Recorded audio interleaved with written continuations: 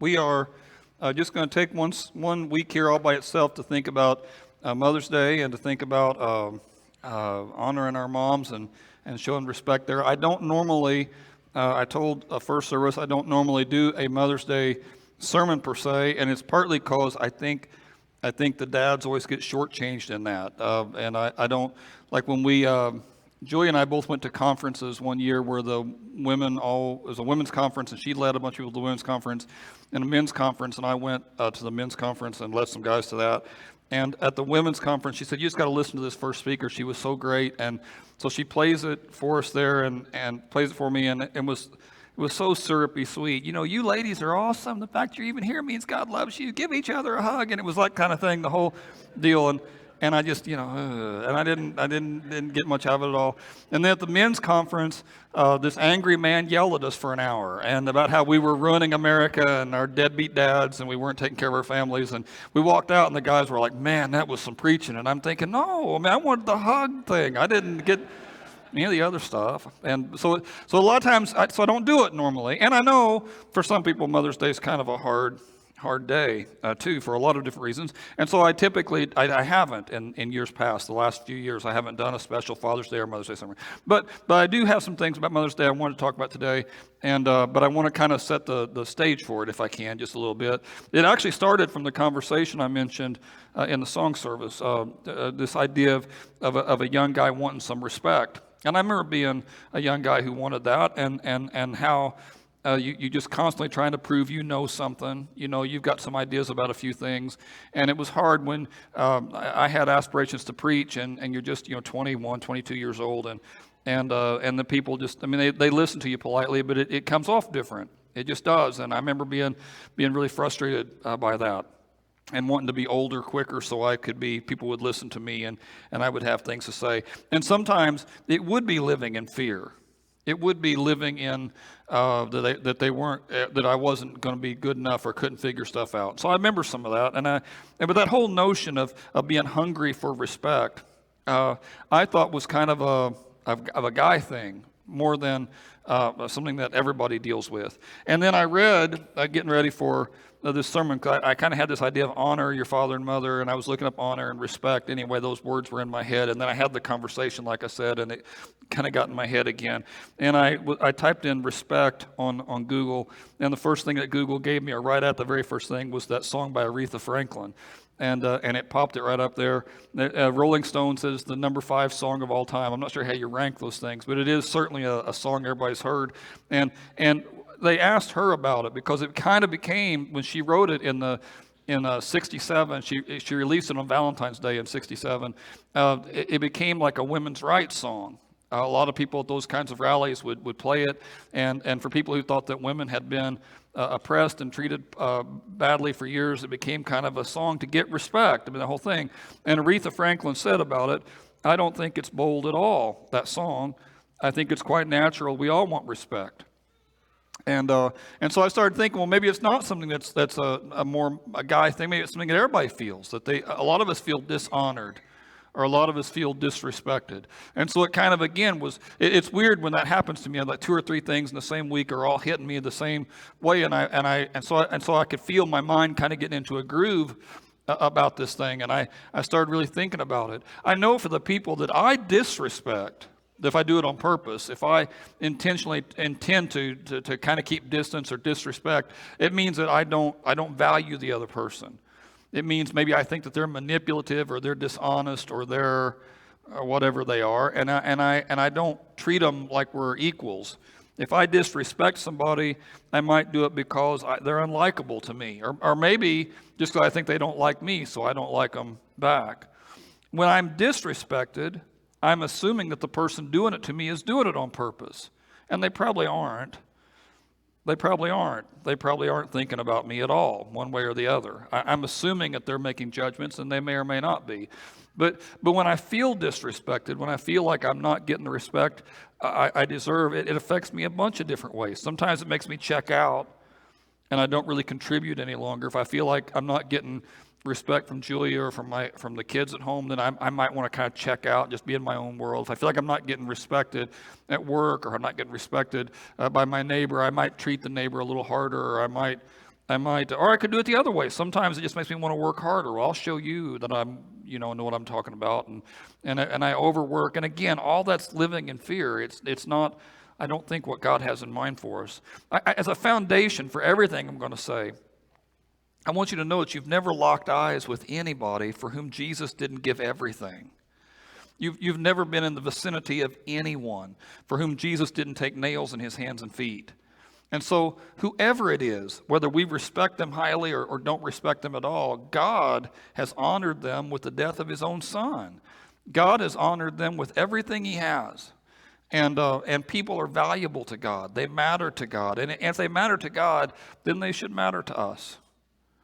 And if they're worthy of all that from God, then they should be worthy of a certain bit of respect and honor from me. Now, one passage I was reading on this, when I typed in respect and honor, this one popped up. And it's not really speaking about moms here at all. It's not. It's in fact, the first part of Romans 13 was talking about how you get along with the state, how you get along with government. And that's why it starts like it does. If you owe someone taxes, pay taxes. If you owe revenue, pay revenue. And Paul here in Romans is saying the same thing that Jesus said. Give to Caesar that which is Caesar's. Give to Washington that which is Washington's.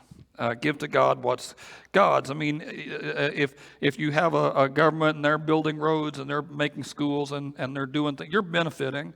So pay what you're supposed to pay. Don't resist and protest and get cheap. And that's his point. And he's been talking in Romans.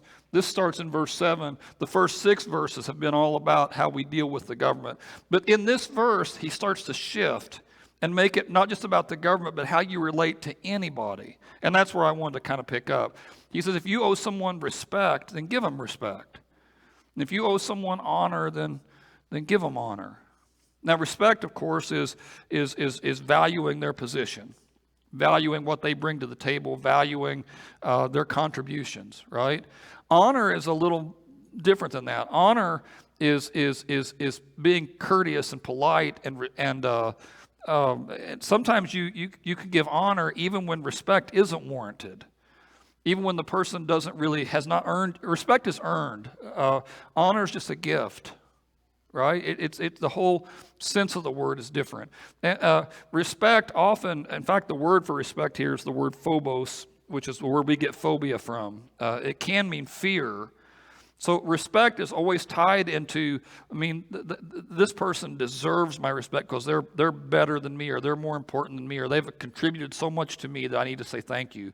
Honor doesn't always necessarily do that. Honor is just showing courtesy to the position, showing courtesy to the human being. It's not flattery, but it's treating people like they're valuable.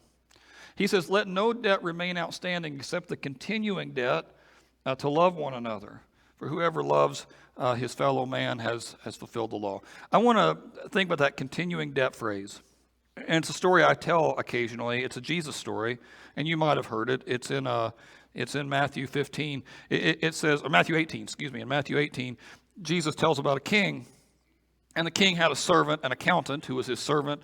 And the accountant through the years had been grifting a little off the top. Been a lot of fraud, taking a little money here and there where the king didn't know about it. And one day the king realizes, and it's millions and millions and millions of dollars of fraud. It's over decades. And this guy has stolen from him over and over again. The king steals a lot of money, but it's a lot of money. Millions of dollars has been stolen. And when the king finds out, he says, you're going to jail. You're going to jail, and probably going to jail for the rest of your life. And the servant starts begging. He says, oh no, you can't do that. I've got a wife, I've got kids, give me a chance, I'll pay it back. And it's millions of dollars, and he's already an old man, and there's no way he's going to pay it back. But the king, in an act of mercy, says, okay, we'll just pretend like it didn't happen. And not only that, he lets the guy keep his job even. He doesn't throw him in jail, he gives him a chance. Even though the king knows there's no way this guy can pay all that money back. Well, when that guy, the servant, leaves the king, and when he's out in the street there, he sees one of his friends. And it's a friend who owes him a little money, like a poker debt. Like they were playing cards and there's a little bit of money changed hands. It's hundreds of dollars. It's not a small number, but it's a lot smaller than the millions this guy owed. And he sees the other guy and he says, hey, where's my money? And the second guy says, hey, listen, I know I owe it to you. I'm sorry. Please forgive me, and I'll get it to you as soon as I can. But the first guy won't listen. He says, no, you're going to jail. And he throws him in jail because of this debt. Well, when the other servants hear about what he did, they call the king. They say, you're not going to believe what he did. And the king calls the guy back in. I forgave you millions, and you can't forgive this guy hundreds? And so you're going to jail, man, and you're going to stay there until I get everything. And he's never going to get everything. It's millions of dollars. He's going to spend the rest of his life in jail. And then Jesus at the end of the story says, and that's how my Father will treat you unless you forgive from the heart. And that kind of takes an ugly turn. Because the reason why Jesus told the story is God has forgiven you everything. I mean, every big and small rebellion you did against God, he knows about all of it.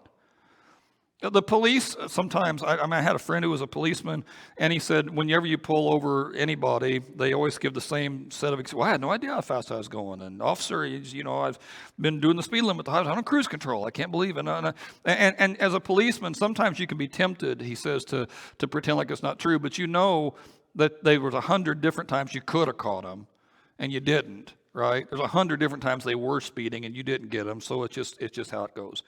Well, with God, he knows all of those times. There's none of those times that God is foggy about. And God forgave you all of those things. How can you then not forgive somebody else for whatever dumb thing they do? I mean, and so this verse picks up on that idea. It's a continuing debt. When you think about how much God has given to you, you should always be gracious. When Julia and I, in our 20s, we weren't very old. 24, 25 years old.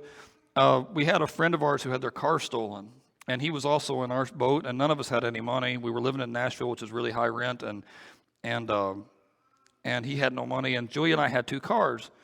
We both had a car, and I told him he could drive. He could have one. He could drive it until he get his insurance figured out. Oh man, thanks, that helped a lot. So my friend we only had two cars, so Julia and I doubled up for a week, and she went to her, I'd drop her off at work and wait for her after work, and we made it work for a week, and he had our car, and at the end of the week, he says, I got it finally taken care of, you can come get your car, and great, man, we miss it. So I went to get the car, and as we leave the driveway, we're only a couple of blocks away from his house, and the engine starts to sputter, and there's no gas. I mean, I coasted into the gas station, and I was just lucky there was one there. I mean, if I had went a couple blocks, there wouldn't have been any. I had to push or went for a walk, and it's been 30 years ago now, and I'm still mad about this thing. I'm still ticked off about it all these years later. What kind of a moron can't remember to put gas in a car, especially a car that you're borrowing? I mean, I would have thought the tank would be full. Honest to God, I could get myself angry about it right now if we talked about it very long. And then there's this verse behind me. After all God has done for me, how can you not let this stupid thing go? And I know how I am, and I know how probably a lot of you guys are. And sometimes the things that offend us are a lot more serious than what I just described. And the idea of forgiving that and moving past that can seem enormously difficult and enormously hard. But compared to what God has done for us, how can you not? That's what that continuing debt idea there means. He goes on. He says, all the commandments, you shall not commit adultery, you shall not murder, you shall not steal, you shall not covet, whatever other commandment there might be. It's all summed up in the command to love your neighbor as yourself. And that makes sense, right? I mean, adultery and theft and these are all crimes against somebody. You're stealing somebody else's thing. You're taking something somebody else wanted, something somebody else thought that they had already, and you're hurting people.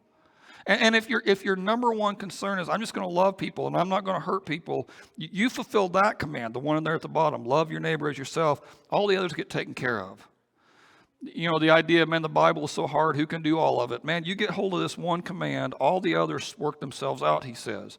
And so he says, love does no harm to the neighbor. Therefore, love fulfills the whole law. Love does no harm to a neighbor. Love is always lifting up the other person. And so that section, All these things were going together for my Mother's Day sermon. I had the conversation with the friend who is looking for respect, found out through Aretha Franklin that everybody wants respect. It's not just the young or just the men. It's everybody wants it. All of us feel disrespected. All of us feel like we're not getting enough respect. And then I read in the scripture, we're commanded to show honor and to show respect. And we do it because we want to love people like God wants us to love. And that true love doesn't hurt anybody. I mean, you're always looking for their benefit. And all that was kind of a foundation for me thinking about Mother's Day and thinking about what I wanted to preach on Mother's Day. And like I said, I normally avoid it. I normally avoid Mother's Day because I know it's hard. I have one of my close friends would tell you his mother was an awful woman. Mean, abusive. I mean, I can't think of a nice thing to say about her. And so when you talk about honoring somebody like that on Mother's Day, it's just real painful. I've got other people I know who don't have a great relationship with their kids. One person I just found out about this week, and I don't know him that well, but I found out about them. Spent their kids' whole youth, they were drunk. Mom and dad were both drunk the whole time the kids were kids. And now the kids are on their own, and they've got kids of their own, and this mom and dad would like to be grandparents, but the kids don't want to talk to them, which you can imagine. And so Mother's Day for that's kind of a painful thing. I've got some other friends who Mother's Day is painful because they want to have children and they can't, or maybe because they lost a child. And I know because of all those things, Mother's Day can bring up all these things. And so normally I try to avoid it. Not because I don't think there's things to say. I just don't want to. But with all those other things I was thinking there, I started having ideas about how I could talk about Mother's Day in a way that I think relates to everybody, no matter where you're at. I mean, certainly the Bible says, this is the Ten Commandments, honor your father and mother. And like I said, you got to show honor even when respect isn't warranted. Honor is just showing courtesy due the position. And so you treat them with the value they deserve. And again, what I just say, I mean, everybody matters to God. So you're going to treat them like they're important because people are important to God. So we honor our mother and father. Or this verse in Leviticus, each of you must respect your father and mother. Same idea, different word. And in respect, it again has that idea of giving them courtesy, maybe even courtesy that they don't deserve. And like I said, I know before I get into this, if you had a hard relationship with your mom, this may be kind of painful. But hang in here with me. I should also mention that if you had a fantastic mom, this also still applies. I have said it before, even not that many weeks ago, 3 or 4 weeks ago, I said it in a sermon. If you had a relatively normal mom, not mom of the year, just relatively normal, you should thank God for that every day. Because some people didn't. I probably wouldn't put that on the Mother's Day card. Thank you for being normal. Not Mother of the Year, but all right. You know, I wouldn't lead with that. But it's the truth. Even if they were just okay, that's a gift.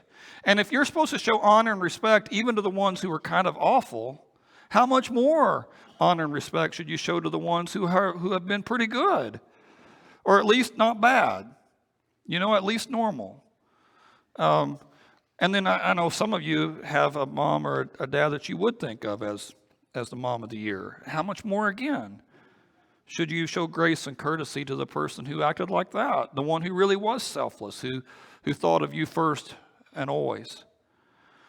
So those verses started to become kind of important to me. I will say, if you had a bad relationship, I want you to know that Jesus promises restoration one day. I mean, one day, he says in John 14, I'm going to prepare a place for you. And I'm going to make a new heaven and a new earth. And that's going to be a place with forgiveness and grace and kindness. And one day we'll be there. And you'll be there. And it will be easy. But we're here now. And 2 Corinthians 5:17 says, if anyone is in Christ, they're already a new creation. So our job is not just to wait for the next earth, but to try what we can to do to transform this one. And the way to transform this one is to show grace and kindness and forgiveness. And in the context of what we're talking about today, even respect and honor.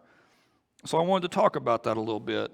We're his hands and feet. I found this verse, Romans 12:10 in the English Standard Version, says to outdo one another in showing honor. It's almost a competitive thing. If you're a Christian, you want to give more. Sometimes when I'm talking about forgiveness or talking about showing grace, when I talk about these things, somebody might approach me after the service and say, well, listen, I'm just scared if I do that, if I make the first move in my marriage or at my work or wherever else, if I make the first move, what if they don't do anything? What if they reject it? What if they keep acting like they've always acted? Well, then you win. Then you win. You'll outdo them in showing honor. But you cannot continue to let the worst people in your life determine what kind of human being you're going to be. You cannot continue to let the very meanest people in your orbit make you mean. And so this command, outdo one another in showing honor, what would that do to transform a house? If one person almost took a competitive attitude about it, I'm going to be the leader in this thing.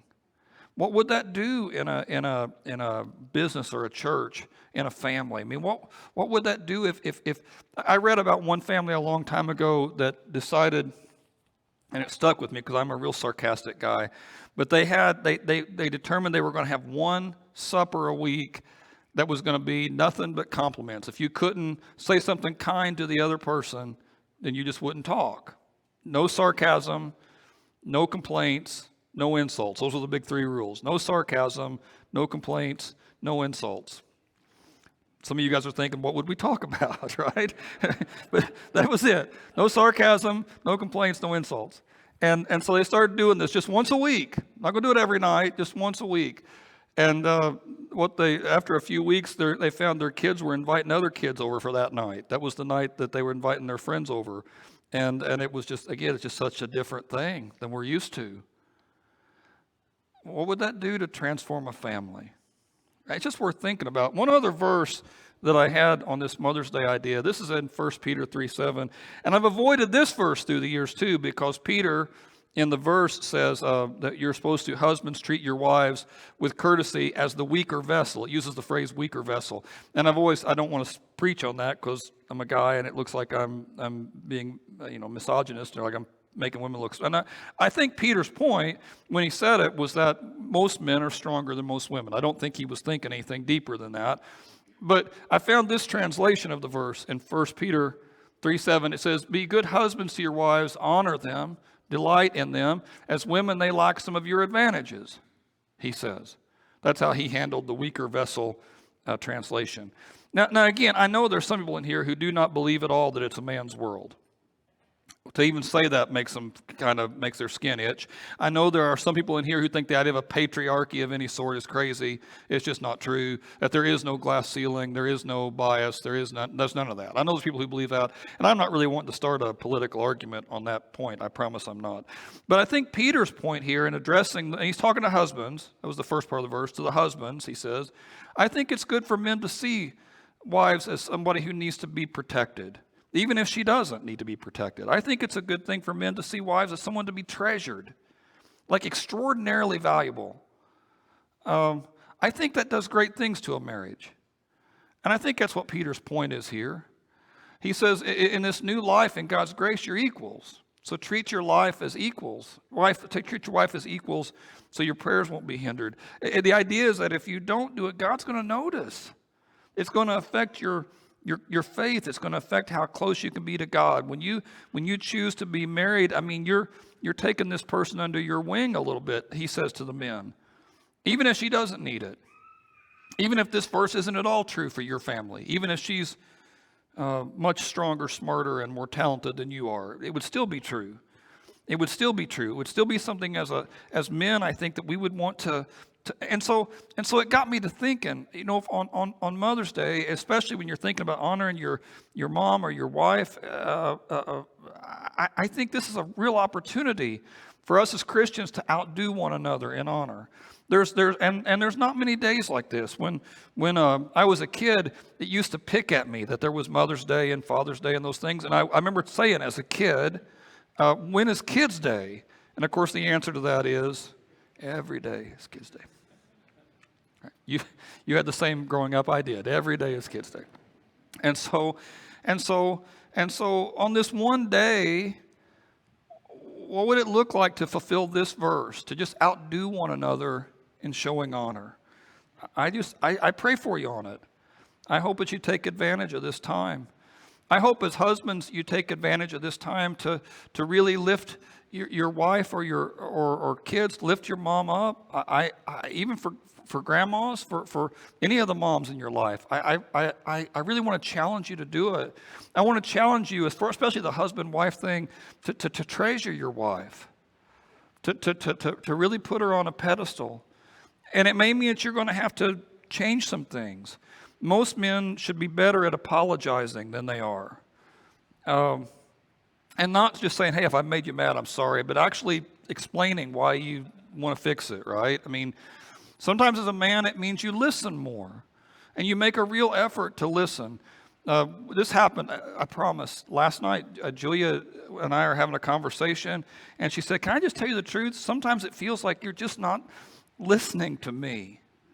Like I'm talking and like you're in a different place. And I said, what? I said, how can you? She just stares at me, like how can you even think that? But what were you saying there at the end again? And let's talk about that, I said. And so I got up. I had to apologize. I had to say I'm sorry again, because I do that. I can just. And here's the really ugly part of that whole deal. I would never do that to another man at work.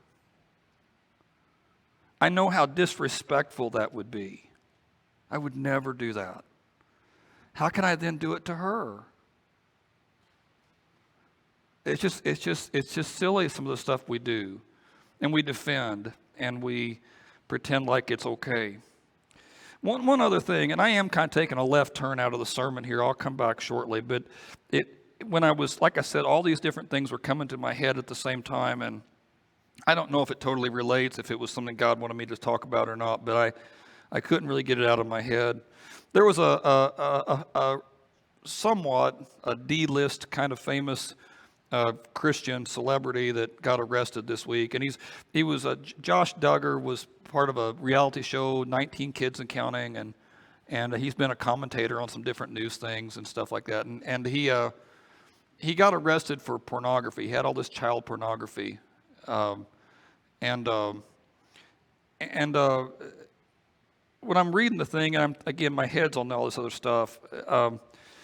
He mentioned, or it's mentioned in the article, that he had told his wife that because she had caught him doing some stuff, or he had been caught doing some stuff, and so he had told her that was all part of his past, and that she could look at his computer if she wanted to.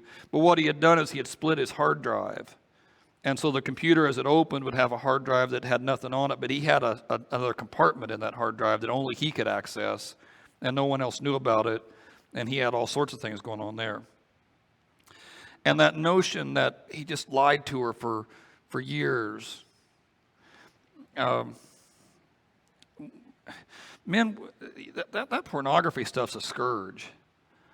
And when we're talking about honoring our wives and honoring her as precious, and we're talking about honoring dads, honoring your daughters, honoring your moms, honoring the women in your life, this pornography stuff's a scourge. And too many men, by almost any statistic you want to read about it, struggle with it.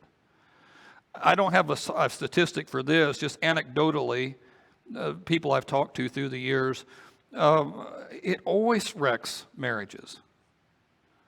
I don't know of any marriage, and I'm sure there's an exception, but if there is an exception, it's just going to prove the rule. The great majority of marriages are wrecked by this sort of stuff.